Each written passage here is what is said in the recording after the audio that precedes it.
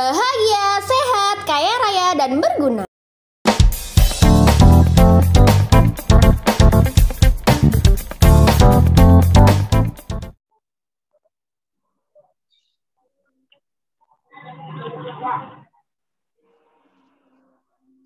Iya, mulai ya Mbak. Assalamualaikum warahmatullahi wabarakatuh. Assalamualaikum warahmatullahi wabarakatuh. Hari ini, perkenalkan dulu ya Mbak, namaku Erika Selviana Malawan Putri. Hari ini Erika mau mempresentasikan tentang purpose of life menurut Erika. Next slide Mbak.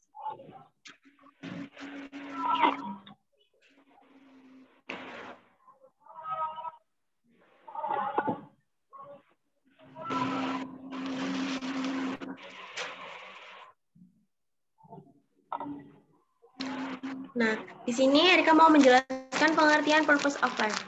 Purpose of life sendiri bisa didefinisikan sebagai tujuan hidup, Mbak, atau untuk apa kita melakukan hal tersebut, kayak gitu. Contohnya, Erika kerja nih, kerja untuk memenuhi kebutuhan keluarga dan mensejahterakan keluarga, kayak gitu. Nah, kenapa kita harus punya purpose of life dalam hidup kita? Karena ketika kita memiliki purpose of life, Mbak, kita bisa hidup lebih terperinci dan terarah. Mau kemana kita setelah ini dan mau apa yang kita lakukan setelah mengerjakan hal ini kayak gitu. Orangnya ya ini soalnya pakai voucher kalau itu aku nggak bisa. Iya.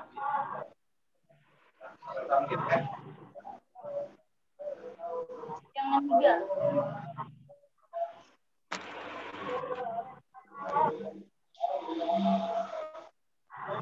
Bye. Next slide.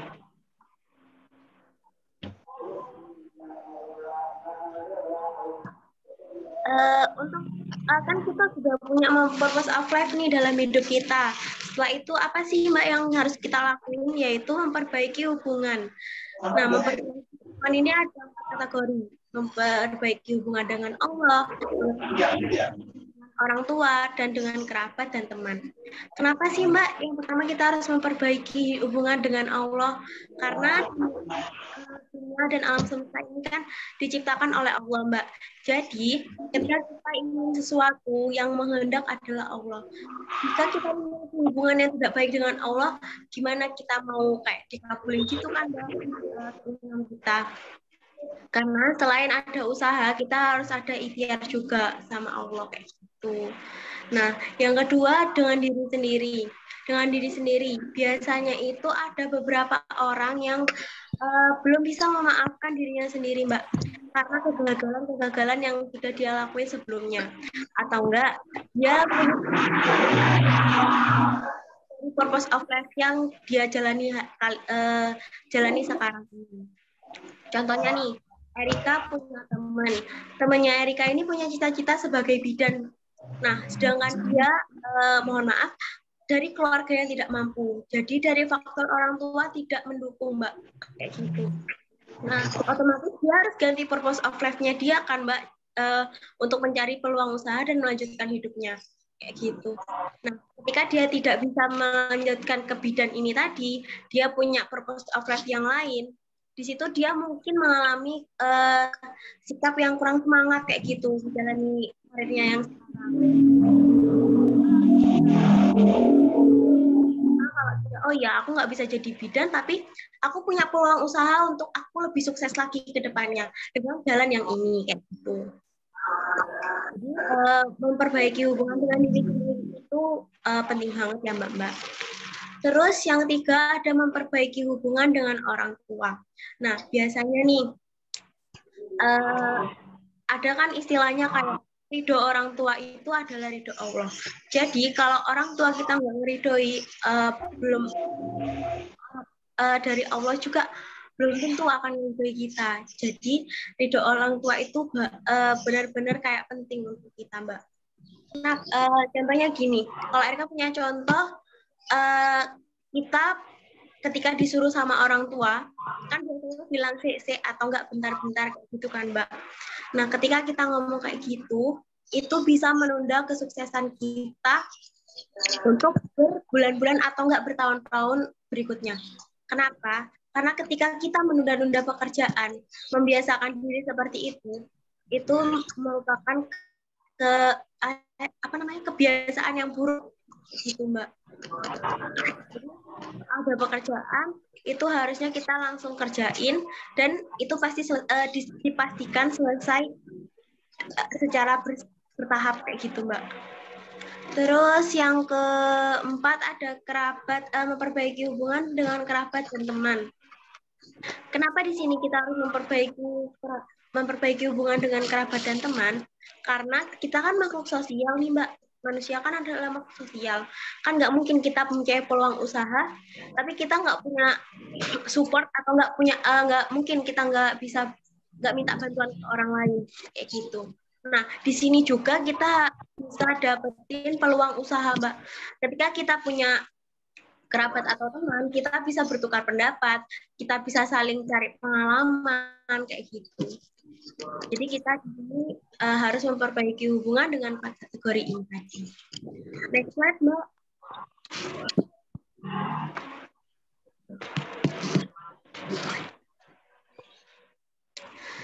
Menentukan tujuan hidup. Yang pertama adalah ketika kita harus punya passion.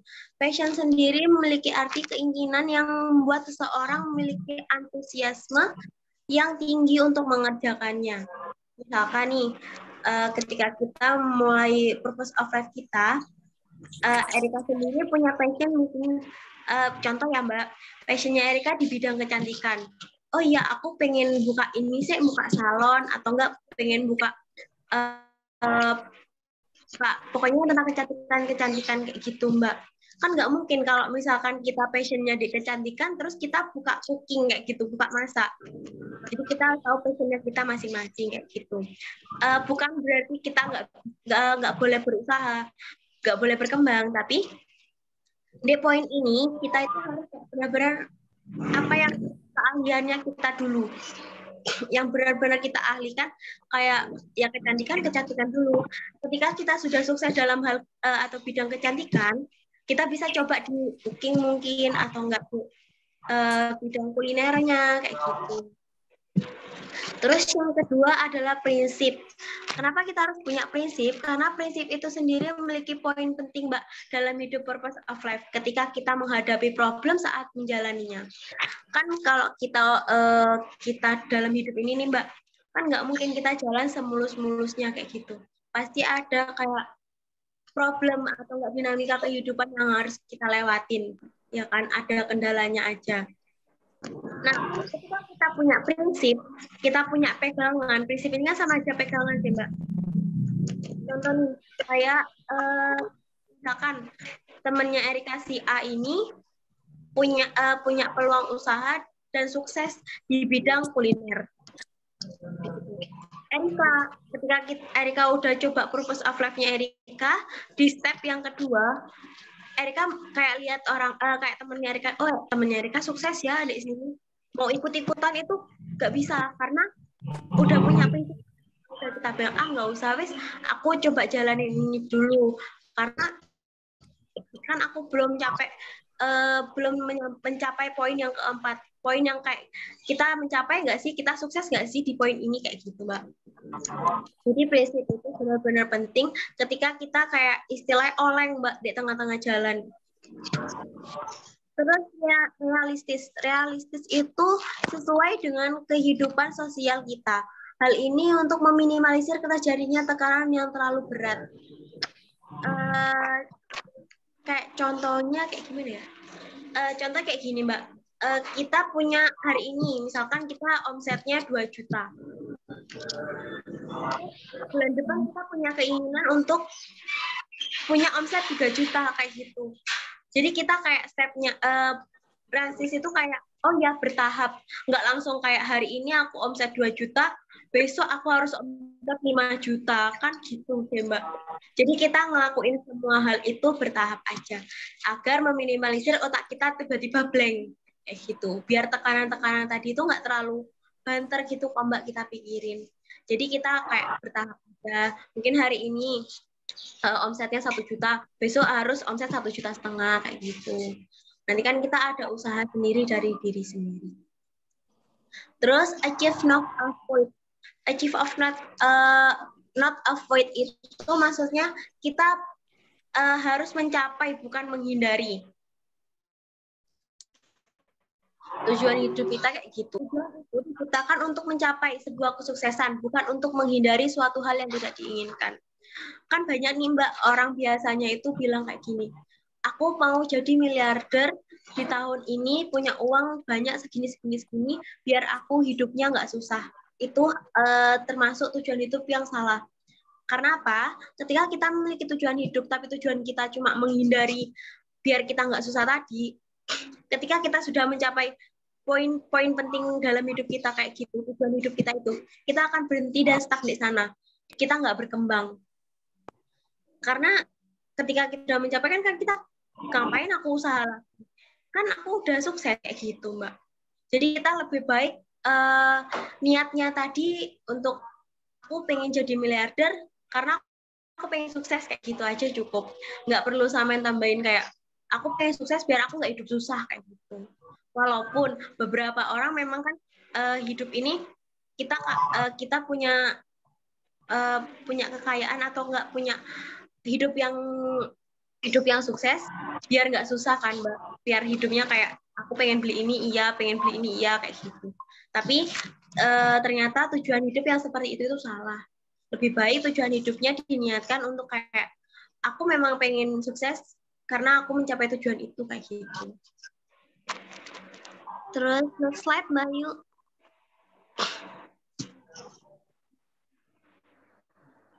Ini beberapa hal penambah dalam kesuksesan Mbak.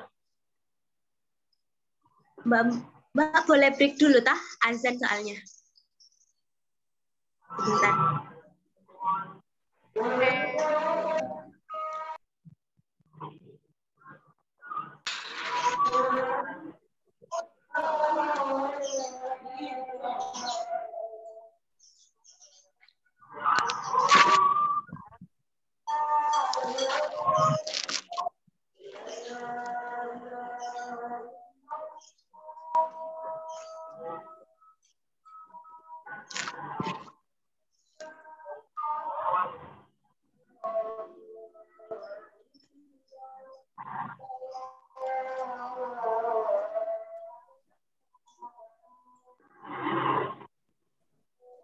Kalau Mbak-Mbak, untuk timnya yang udah masuk, jangan leave ya. Terus yang belum masuk, disuruh join semua ya. Ini kok tambah dikit ya yang join. TSM-nya dikawal ya timnya.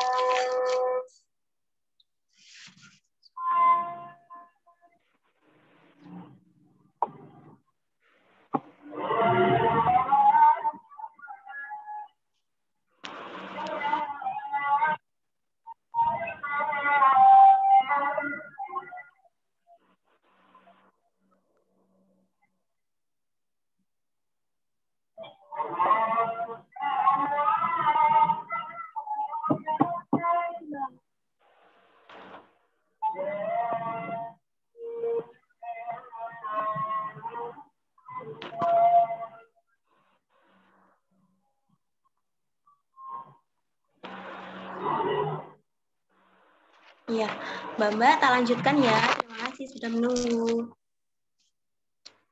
Yang selanjutnya, penghambat dalam kesuksesan. Ada beberapa faktor, Mbak. Terjebak dalam kehidupan masa lalu, takut gagal, terlalu sibuk melihat ke orang, tidak keluar dari zona nyaman, dan memiliki circle pertemanan yang tidak baik. Poin yang pertama dan kedua ini sebenarnya hampir sama, Mbak. Karena ketika kita terjebak dalam kehidupan masa lalu, kayak intinya kita pernah gagal di sini. Kita pernah gagal di kehidupan masa lalu, kita udah mulai mencoba, tapi rasa ini belum hilang dari diri kita. Itu yang harus kita hilangkan untuk kita mencapai tujuan kita yang berikutnya. Mungkin boleh kita mikirnya gini aja. Mungkin sebelumnya kita boleh gagal, tapi yakinin dalam diri mbak-mbaknya sendiri kalau kedepannya ini kita bisa sukses dengan apa? Dengan cara kayak kita tetap ikhtiar sama Allah. Terus dengan cara kayak kita ngelakuinnya secara lebih detail lagi dan kayak kita belajar dari kesalahan sebelumnya. Kayak kita rinci, oh ini poin yang membuat kita gagal, kita ganti dengan poin ini, kayak gitu. Terus yang ketiga, terlalu sibuk melihat ke orang. Biasanya nih, kalau dulu Erika waktu sekolah kayak gini, Mbak. Contoh kecil ya, Erika dapat nilai 80. Terus temennya atasnya Erika ini dapat nilai 100 atau 90. Terus yang di bawahnya Erika ini dapat nilai 78.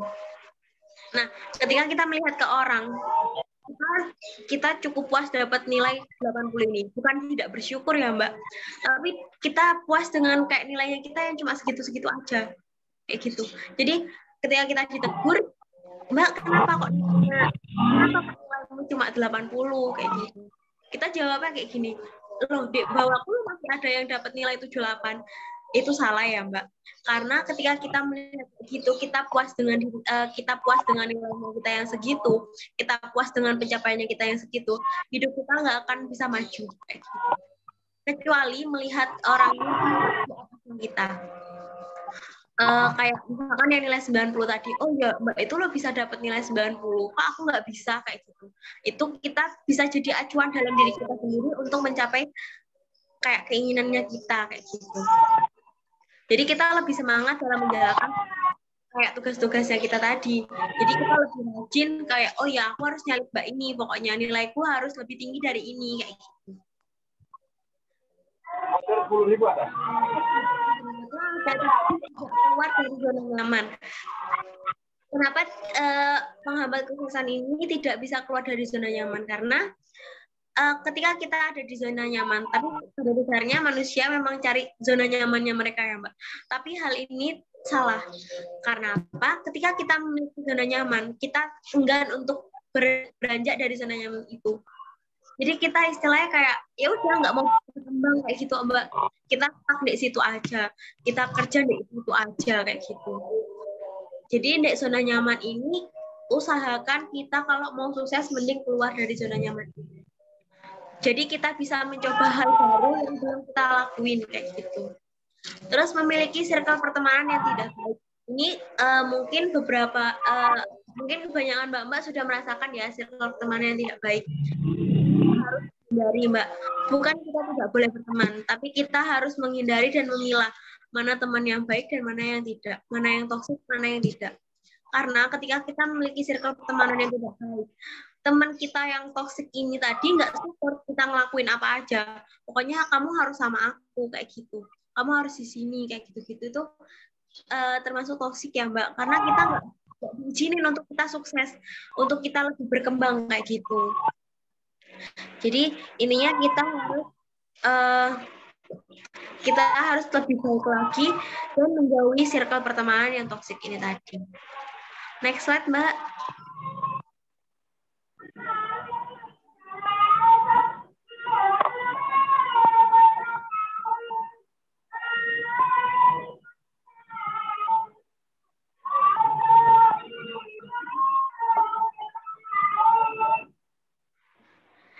Ini keuntungan memiliki purpose of life. Yang pertama adalah fokus. Nah, ketika kita sudah memiliki purpose of life ini, Mbak, kita akan fokus tujuan kita. Tujuan kita misalkan kita jadi miliarder di tahun 2020. Ya udah 2022. Ya udah kita jalaninnya ini kayak jalaninnya ini ya udah sampai kita ke tujuan kita tadi, purpose of life kita tadi. Jadi kita nggak akan kayak ini hampir sama kayak prinsip tadi. Kita nggak dengerin orang ngomong apa, kayak nggak peduli gimana orang itu, gimana cara suksesnya mereka. Kita cuma fokus sama tujuan kita. Ketika kita punya hambatan di tengah-tengah jalan, kita tetap kayak, oh ya, aku harus mencapai tujuanku ini tadi. Aku nggak boleh bimbang di tengah-tengah jalan kayak gini. Terus konsisten. Karena ketika kita punya purpose of life, Mbak, kan kita tahu step by step kita yang harus kita lakukan ketika kita menjalani kehidupan. Jadi kita udah ngelakuin step yang pertama, step pertama kita lanjut lagi ke step yang berdua kayak gitu. Jadi kita konsisten dalam menjalani ini tadi, purpose of life kita sendiri tadi. Terus yang ketiga, mengurangi rasa ragu. Kenapa dikatakan mengurangi rasa ragu? Kan kita udah punya rinciannya tadi, Mbak. Kita udah punya arah mau kemana, kita mau jalannya kemana, kayak gitu kan kita udah punya arah dan punya rincian. Jadi kita ya udah ngelangkah aja yang sesuai kita catat tadi. Kan nggak, dia mengurangi rasa ragu kita. Kalau kita nggak punya tujuan, kalau kita nggak punya rincian, kan kita pasti, abis ini aku mau ngapain ya? Lu bisa nggak ya kalau aku kayak gitu? Pasti kayak gitu kan, Mbak. Jadi dengan adanya purpose of life ini, ada step-stepnya tadi, kita bisa mengurangi rasa ragu dalam diri kita. Yang keempat, pantang menyerah. Biasanya, kalau misalkan pantang menyerah ini, dia nggak akan, kalau purpose of life, dia udah punya purpose of life, dia nggak akan menyerah sampai dia sudah mencapai step yang terakhir. Dan di situ kita bisa lihat, kita menjalani ini, kita sudah mencapai nggak sih di sini, kayak gitu, Mbak. Sudah, terima kasih Mbak. Mungkin ada yang mau ditanyakan atau mungkin ada yang kurang dipahami, bisa ditanyakan, Mbak. Oke, udah Mbak Erika. Sudah Mbak Yu. Oke, sekarang kalau ada yang ditanyakan, segera ditanyakan ya. Mungkin dari tim BWI Pusat, Barat, dan Gresik.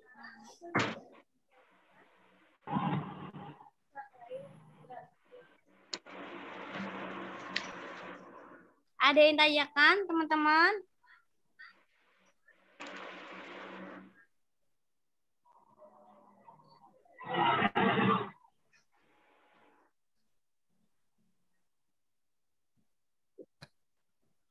Mungkin Mbak Erikanya bisa nunjuk, nggak apa-apa. Mbak Mang ada yang mau tanya, tah? Atau mungkin yang belum dipahami bisa ditanyakan lagi kok. Nanti tak jelasin ulang.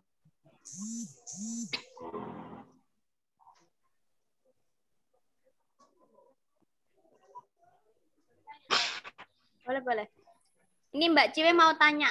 Ayo Mbak Ciwe. Boleh Mbak.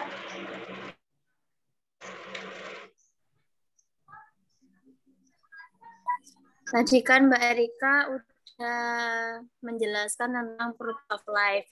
Adalah tujuan hidup Mbak. Tujuan hidup ya Mbak. Terus untuk Mbak Erika sendiri, untuk tahun 2022 saat ini, tujuan Mbak Erika sendiri bekerja di Pulsa 21 sendiri untuk apa? Kalau jawab ya Mbak. Kalau yang kayak Erika katakan tadi di awal presentasi, Erika untuk saat ini untuk mencukupi kebutuhan keluarga. Kebutuhannya Erika, kebutuhannya keluarga, kayak gitu Mbak. Untuk saat ini.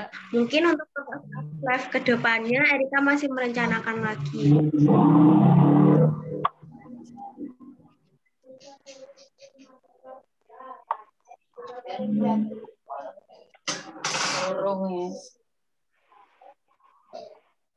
Oke, Mbak Ciwe, udah jelas pertanyaannya, udah jawabannya?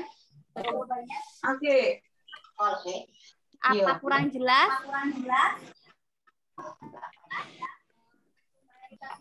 Untuk Mbak Erika sendiri, tujuannya Mbak Erika bekerja itu untuk apa?